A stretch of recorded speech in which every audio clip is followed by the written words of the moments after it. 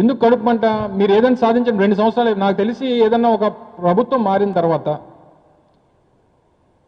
ఒక 6 నెలల జగన్మోహన్ రెడ్డి గారిని మెచ్చుకోవడం, లేకపోతే జగన్మోహన్ రెడ్డి గారిని అభినందించడం, ఇవన్నీ పక్కన పెట్టాను. కనీసం వాస్తవాలు, నిజాలు అనేటువంటివి ప్రజలకి చెప్పే క్రమంలో కాస్త సిగ్గుపడమని చెప్పి కోరుతా ఉన్నా. మనిషి పుట్టిన తర్వాత కొంత సిగ్గు సర్వం అనేటువంటిది ప్రతి మనిషికి అవసరం.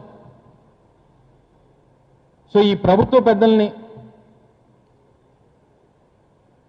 ఎవరికో పిల్లలు పుడితేనట ఈడు పారిపోయి హాస్పిటల్కి తండ్రి పేరు రాయించుకున్నాడట. అలా ఉంది మీ మీ మీ వాలకం. నా బిడ్డ నా బిడ్డ నా బిడ్డ అని ఆ తల్లి చెప్పాలి కదా.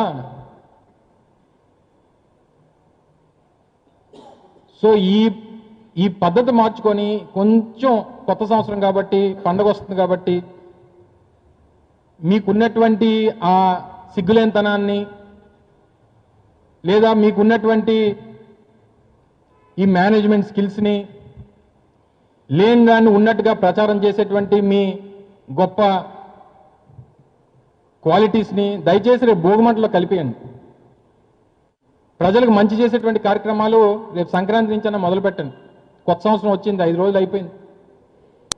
కనీసం సంక్రాంతి వరకన్నా ఆ భోగిమంటలో మీ సిగ్గు శరాన్ని ఏవైతే ఉన్నాయో అలాంటివి ఉండాలి మనిషికి. మనిషి జన్మ ఎత్తిన తర్వాత అనేటువంటి కొంచెం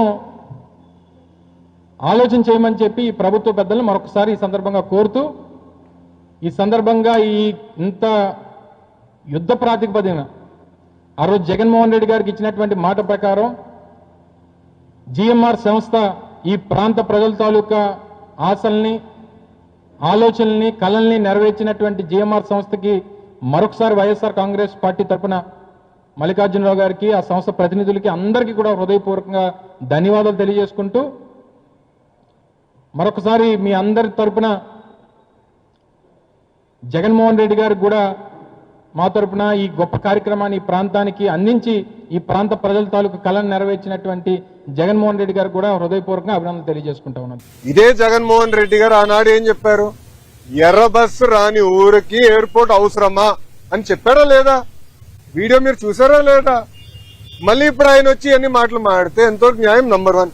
నంబర్ 2, ఆనాడు జిఎంఆర్ కి సుమారుగా 2600 ఎకరాలు కూటమి ప్రభుత్వం అందజేసింది. నన్ను అడిగితే అది ఇంకా తక్కువ.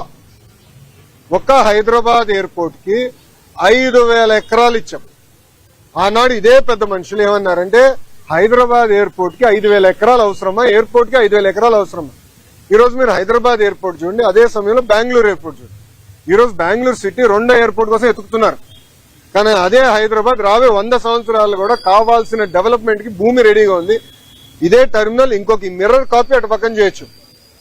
సో అలా ముందు చూపుతో ఒక విజన్ తో చంద్రబాబు నాయుడు గారు ఆనాడు చేశారు. జగన్మోహన్ రెడ్డి గారు అధికారంలోకి వచ్చిన తర్వాత జిఎంఆర్ కి ఇచ్చిన భూమి కూడా వెనక్కి తీసుకున్నాడు. సుమారుగా 600 ఎకరాలు వెనక్కి తీసుకున్నారు. కూటమి ప్రభుత్వం తిరిగి వచ్చిన తర్వాత ఆ భూమి మళ్ళీ జిఎంఆర్ కి తిరిగి ఇచ్చారు. ఎందుకు ఇచ్చారు మనం చెప్పాలి.